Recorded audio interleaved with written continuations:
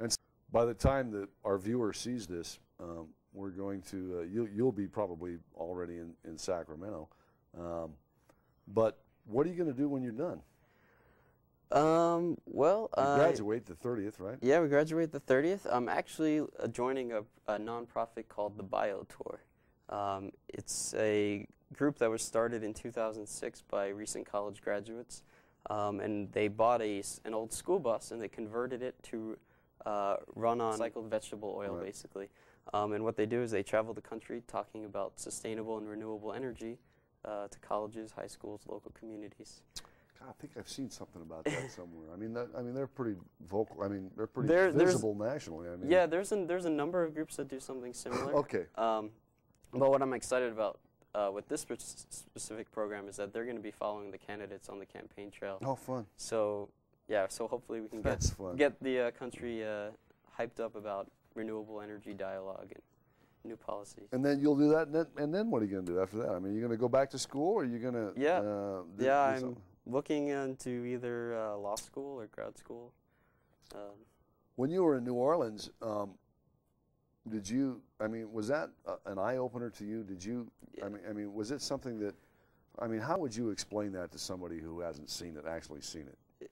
It's a mess. It's still like yes, it was an eye opener. Like I had never been there myself.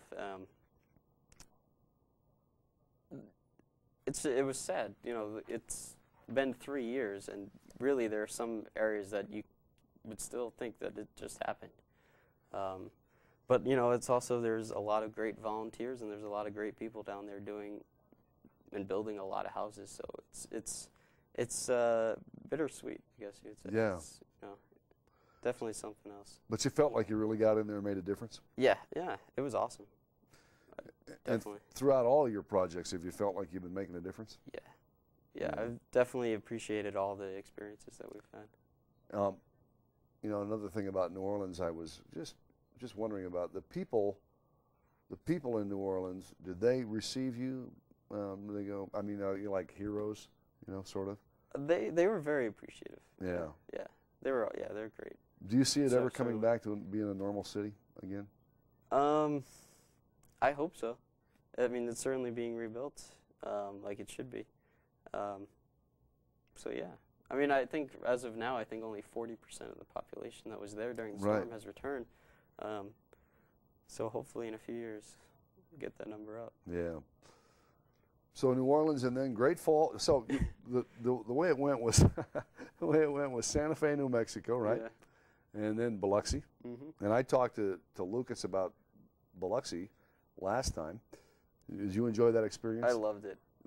The other thing about Biloxi you might want to just mention is, as the peer helper, I understand you guys lived in like a school, or your living quarters were an old abandoned school building or something. Is that right, or an old abandoned building? That in New Orleans. That was New Orleans. New Orleans, we lived in a former middle school. Tell me about that and how that affected team morale. You know, actually, I had been one of the people on the team who, before going to, it's Camp Hope is what it's called. Camp Hope, okay. And, you know, we had been there. Sarah had actually been interviewed by Anderson Cooper while we were there. So we were there while we were in Biloxi. We had gone to Camp Hope. And, you know, the walls of the facility are very, you know, they're very white, plain walls. It's a kind of a bland building. So before going there for New Orleans, I was a little hesitant about it, but it was awesome. It was better than I thought. Great people, great staff, great food in the kitchen. Just get some of that good old Southern cooking down there? Yeah. Yeah, I love that. Yeah, it was good. And you know, we made it our own. We made it homely in our space, so it was good. Okay. You know, I actually beat out Anderson Cooper for this job here, so you see him. So it wasn't a problem. I mean, it sounded like living in an abandoned school building. I mean, it kind of sounds like that would create some tension or some problem. I mean, did you have a hard time with that, or?